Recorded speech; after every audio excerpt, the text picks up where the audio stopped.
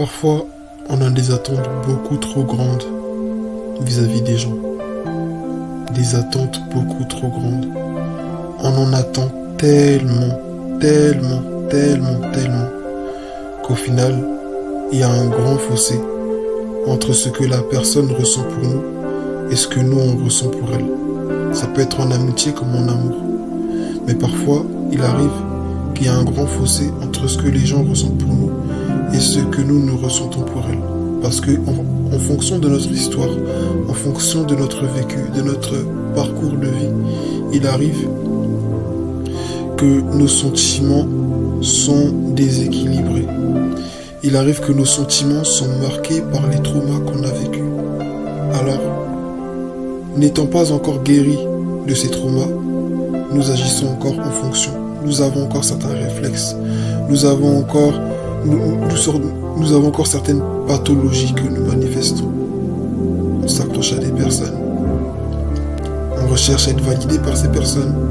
On recherche à être bien vu par ces personnes. On est prêt à faire tout et n'importe quoi pour que ces personnes-là puissent nous aimer. Malheureusement, on est prêt à ce qu'elles nous aiment, mais pas tel qu'on est vraiment.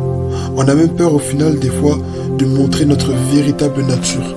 Parce qu'on sait que si on révèle qui on est vraiment, du moins c'est pas forcément ce qui va se passer, mais on croit que si on révèle notre véritable nature, on sera rejeté. Or, il n'en est pas toujours le cas. Or, c'est pas toujours le cas. Dans la vie, il faut pas trop attendre des gens. Parce que c'est bien de dire tel est mauvais, tel est hypocrite, tel est méchant, tel est vicieux, tel m'a menti. Mais parfois, faut être honnête, quand on se regarde dans une glace, en fait, c'est pas de la faute des autres, des fois.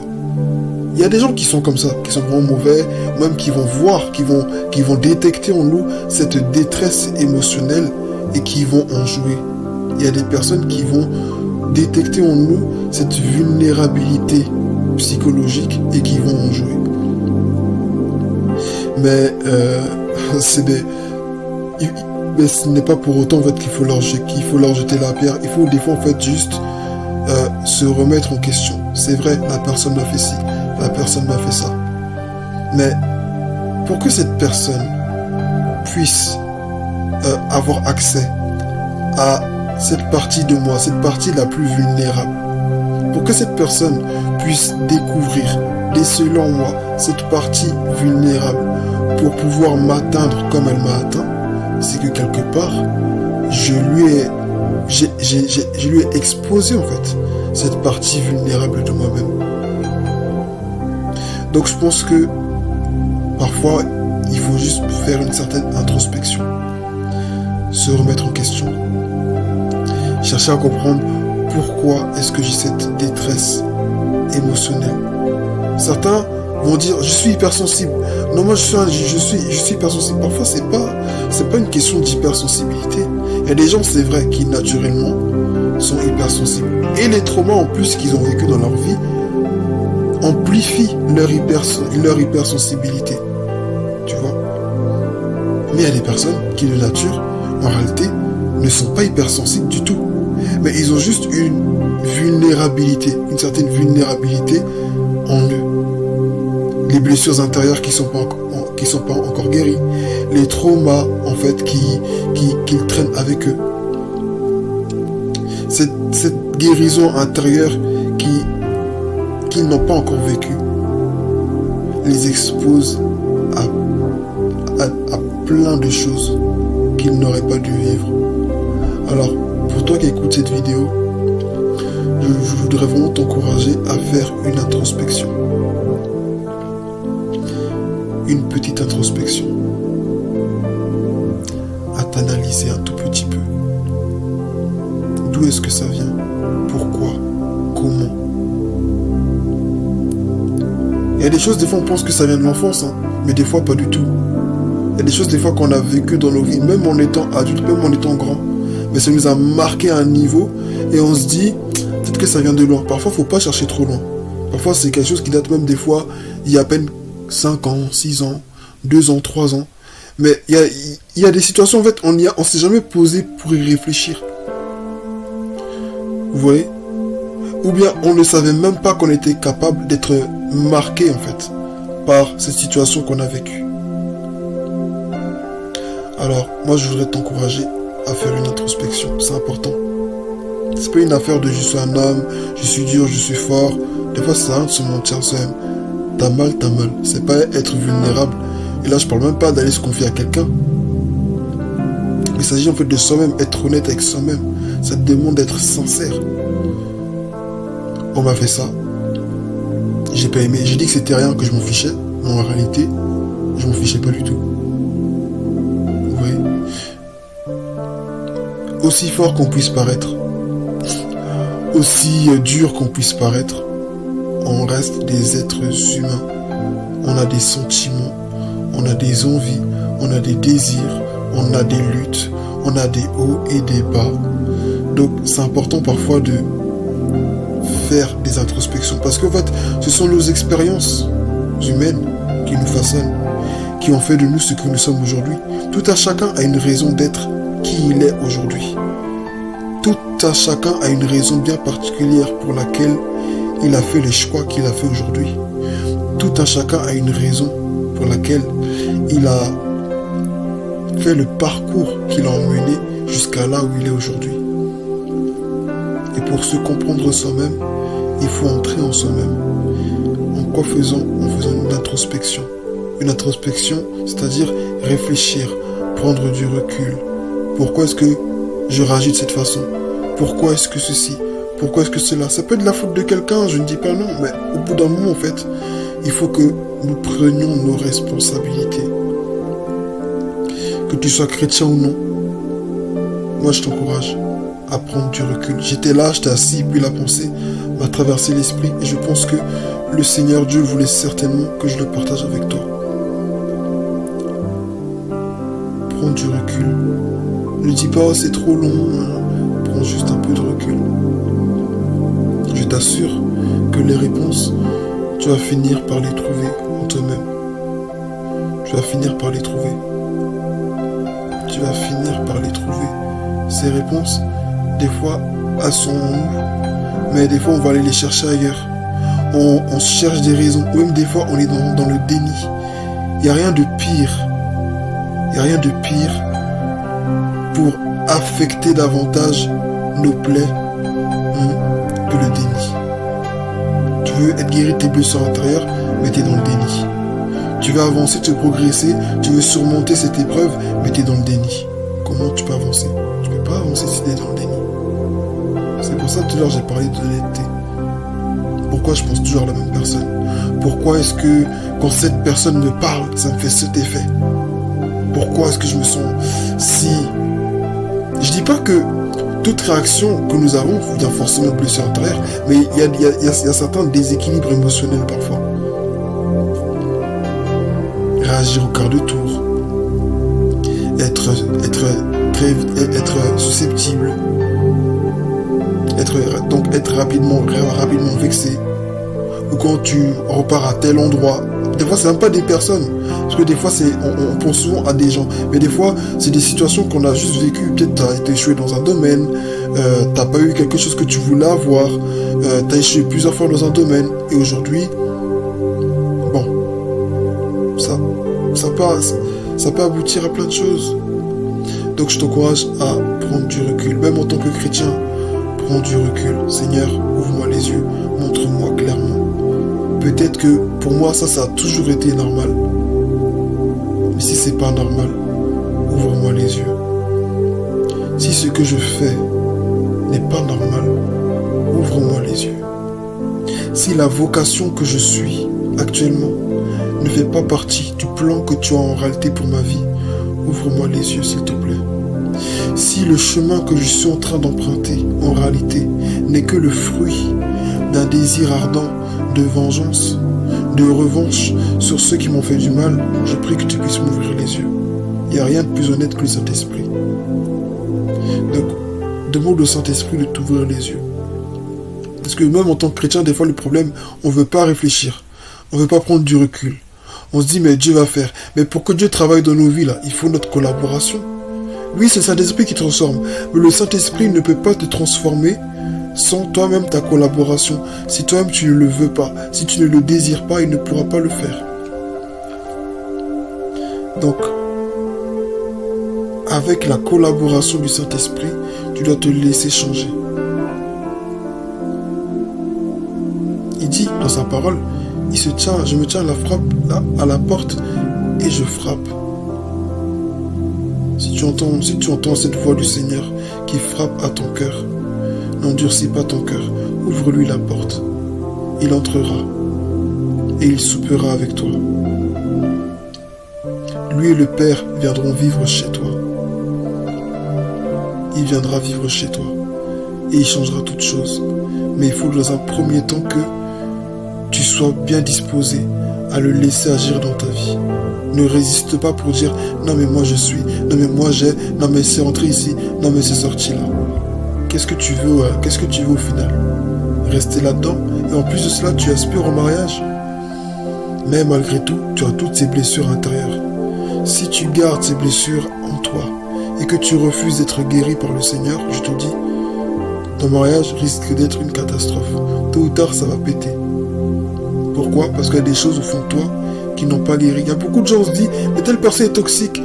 Toxique, bon, c'est devenu un mot vraiment très populaire ces temps-ci parce que quand j'étais plus jeune, j'entendais pas trop ce mot par rapport aux êtres humains. J'entendais pas trop ce mot, personne toxique. Mais ces dernières années, c'est devenu très populaire. Il y a des gens, on se dit, oui, tel est toxique. Mais ce genre de caractère-là, des fois, ça vient de très très loin. Je donne un exemple pour finir. Imagine une personne, dans son enfance, toute son enfance, on l'a brimé. On l'a réprimandé sur des choses qui, à la base, bon, c'est pas des choses sur lesquelles on réprimande un enfant. Pourquoi il a fait tomber un verre? Ou pourquoi est-ce qu'il sourit? Pourquoi est-ce que il est si différent? Pourquoi est-ce que il aime ceci et pas cela? Pourquoi il est comme ci et pas comme ça? C'est quelqu'un au final, quand il va grandir, il va se mettre beaucoup de barrières. Il va se mettre lui-même beaucoup de barrières et il va se mettre dans une forteresse dans laquelle personne ne devra rentrer. Et quiconque entrera dans cette forteresse-là devra faire. Et je dis pas que tous ceux qui vivent ça sont comme ça, hein, mais je donne un exemple type. Parce que il y a des comportements. Des fois, on pense que cette personne-là, non, c'est vraiment son caractère, sa personnalité. Non, c'est pas sa personnalité. Sa personnalité a été altérée par ce qu'elle a vécu. Parce que parfois, nos expériences, en fait, altèrent notre personnalité. Et font de nous au final ce que nous ne sommes pas réellement. Et on grandit comme ça, et on pense que non, je suis vraiment quelqu'un de solitaire, non, je suis vraiment quelqu'un de casanier, non, je suis vraiment quelqu'un d'extraverti, ou de je sais pas quoi. Il y a des gens en réalité, ils sont pas si extravertis que ça, c'est juste des personnes qui ont besoin d'attention, des fois certains. Et les gens, des fois, ils sont pas si introvertis que ça. C'est juste des gens qui se protègent eux-mêmes. Parce que dans leur enfance, ils ont cherché à s'ouvrir. Et ça s'est souvent mal passé. Donc en grandissant, ils se sont renfermés sur eux-mêmes. Ils sortent plus, ils vont nulle part. Ils se ferment à tout. Et c'est des personnes au final qui ne cherchent qu'à se protéger. Donc je disais, une personne qui a beaucoup été brimée dans son enfance peut se mettre dans une forteresse, peut s'enfermer. Et quiconque entre dans cette forteresse-là, au final, c'est quelqu'un au final qui doit se comporter comme elle veut. Je dis pas qu'ils sont tous comme ça, c'est vraiment un exemple parmi tant d'autres. Parce que quelqu'un qui a beaucoup été brimé dans son enfance, ça peut être quelqu'un aussi, par exemple, qui, au final, quand il grandira, voudra faire tout ce qu'il veut. Et qui n'acceptera pas que quelqu'un lui dise ne fais pas ci, ne fais pas ça, par exemple. Tu vois. Donc il y a tellement d'exemples, ça peut aboutir à tellement de choses. Mais il faut comprendre que nos traumatismes agissent sur nous. Et pour guérir de ces traumas-là, il est important que nous soyons honnêtes avec nous-mêmes. Il est important que nous soyons vrais avec nous-mêmes. Et si tu as le Saint-Esprit en toi, si tu as reçu Jésus-Christ dans ta vie, il faut vraiment que tu lui demandes de t'aider à faire cette introspection. Je t'assure, moi il y a des choses des fois que j'ai demandé au Saint-Esprit des fois de m'aider à faire une introspection sur ces choses-là, de me conduire, de m'ouvrir les yeux. Et j'étais assis là, le Saint-Esprit m'ouvrait les yeux, il me disait, mais ce que tu penses être A, c'est pas A, mais en fait c'est B. Mais moi je m'imaginais pas que c'était B, mais en fait si c'était bien B. Ça avait rien à voir avec tout ce que je croyais, tout ce que je pouvais ressentir, tout ce que je pensais. Mais il me disait en fait que ce que tu crois, en fait, c'est pas ça, mais c'est ça. Tu identifies mal les choses. Des fois, on veut identifier bien les choses, on dit on est humain, on a de la psychologie, c'est pas mauvais. Mais parfois, il faut, même pas parfois, là surtout en tant que chrétien, il faut en fait cette aide supérieure, cette aide surnaturelle du Saint-Esprit pour aller au plus profond de nous-mêmes et comprendre que là, ça c'est pas normal. Ça je dois changer, ça je dois arrêter, là je dois passer à autre chose. Etc. Et l'Esprit de Dieu te montre point par point. Et parfois, c'est pas facile, c'est douloureux. Hein. Mais il faut vraiment que nous acceptions que le Saint-Esprit nous ouvre les yeux et nous montre. Il y a certaines filles, même certains hommes, qui sont très accros au sexe. Mais des fois, c'est des personnes, c'est pas que de base, c'est des charros ou bien c'est une prostituée ou autre. C'est pas ça. Des fois, c'est des personnes qui recherchent l'amour, en fait. Parce qu'elles ont beaucoup été rejetées. Donc, elles recherchent l'amour. Et elles recherchent quelqu'un, même si des fois, la personne, elle est bien consciente que la personne qu'en face d'elle ne l'aime pas, mais elle cherche à être comblée. Elle cherche à combler le vide cette personne cherche à combler le vide qui est en elle par les rapports sexuels. Ou même au travers de la dépendance affective. Il y a des personnes, tellement on leur a fait du mal dans leur enfance, dans leur vie, dès que tu leur rends le plus petit service, regarde juste comment la personne elle te remercie. Tu comprends en fait que, mais ce que j'ai fait, tu comprends que il y a un problème. Il y a un problème. Même les gens une fois qui s'excusent tout le temps, ils s'excusent pour tout. Des fois, c'est eux-mêmes qui ont raison. Mais ils vont s'excuser quand même pour des trucs pour lesquels à la base ils devraient même donner de la voix ou se défendre. Mais ils n'osent pas. Parce que c'est l'effet que leur trauma a sur eux. Mais quand tu ne fais pas d'introspection, tu grandis comme ça, tu t'appropries des blessures que tu as au fond de toi, tu t'appropries ces traits de caractère qui à la base ne sont pas les tiens. Et tu en fais ta vie. Et tu vis dedans pendant longtemps et tu penses que c'est normal. Et le monde entier te connaît au travers de ce trait de caractère qui à la base n'est pas le tien. Je voudrais finir par dire, n'aie pas peur de changer. N'aie pas peur de changer. Même si le monde entier t'a connu comme ça. N'aie pas peur de changer. On va dire, toi tu fais le gars, tu te la pètes, tu te la joues. Mais laisse le Saint-Esprit te ramener à qui tu es réellement. Laisse la parole de Dieu dans laquelle tu te reflètes lorsque tu la lis. Laisse cette parole-là faire de toi qui tu es réellement. Parce que je vais te dire une chose. Il y a la partie négative des traumas. Parce que,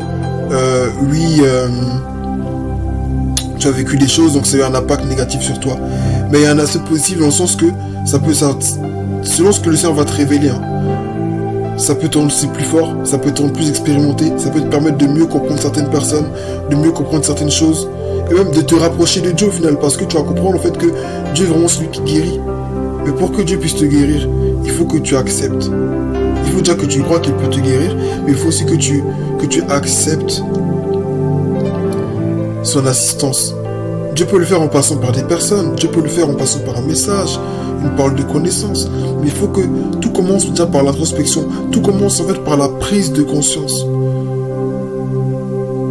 Reconnaître qu'on t'a fait ça. Je dis pas que je t'encourage pas à passer des heures et des heures à jouer aux victimes et à t'enfermer dans ce rôle-là. Tu vois?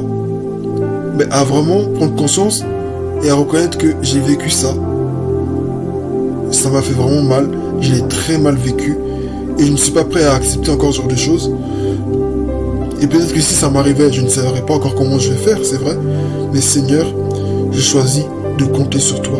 Je me suis tourné vers des gens. J'essaie de parler à des personnes. Ça s'est toujours mal passé. Mais maintenant, Seigneur, tu es mon dernier recours. Je me tourne vers toi. Peut-être que moi, je ne te vois pas, mais ce qui est sûr, en tout cas, toi, tu me vois. Donc, ce que moi, je ne peux pas atteindre par ma propre réflexion, ce que moi-même je ne peux pas atteindre en moi-même par ma propre réflexion, ce que je ne peux pas voir, ce que je ne peux pas comprendre, je prie que tu m'ouvres les yeux et que tu m'aides à comprendre ce que moi je ne peux pas comprendre. Parce que des fois en fait, ces choses sont tellement enfuies en nous qu'aujourd'hui nous-mêmes des fois on a du mal à nous comprendre nous-mêmes. On a du mal à nous comprendre, on a du mal à nous comprendre. Quelqu'un des fois qui a vécu tellement de choses traumatiques dans sa vie et que et qu'en plus de cela, après toutes ces années passées, elle se soit appropriée en fait ses traits de caractère parce que sa personnalité a été déformée en fait, ben tout est tellement fusionnel qu'au final, des fois elle n'arrive même pas à comprendre certaines de ses réactions. Mais pourquoi j'ai réagi comme ça, mais pourquoi cela? Et ça plonge dans une confusion, mais totale. Or, si là maintenant, cette personne-là décide de se fier au Saint-Esprit qui est en elle, ou même de chercher Dieu, ou même de se tourner vers Jésus tout simplement, parce qu'il y a des gens qui ne connaissent pas Dieu tout simplement en fait, bah, la guérison elle est là. Jésus dit, il est venu pour guérir les cœurs brisés, dans Ésaïe 61. La première action du Saint-Esprit dans Ésaïe 61, à partir du verset 1, c'est guérir ceux qui ont le cœur brisé. Donc ça démontre à quel point c'est important. Donc, laisse le Saint-Esprit guérir ton cœur. Et je prie que toi qui écoutes cette vidéo, que le Saint-Esprit vraiment guide ton cœur. Si tu es allé jusqu'à la fin de cette vidéo, hein, écoute-moi bien, si tu es allé jusqu'à la fin de cette vidéo de 21 minutes et quelques, c'est que le Seigneur voulait vraiment te parler. Est-ce que cette vidéo certainement était vraiment destinée?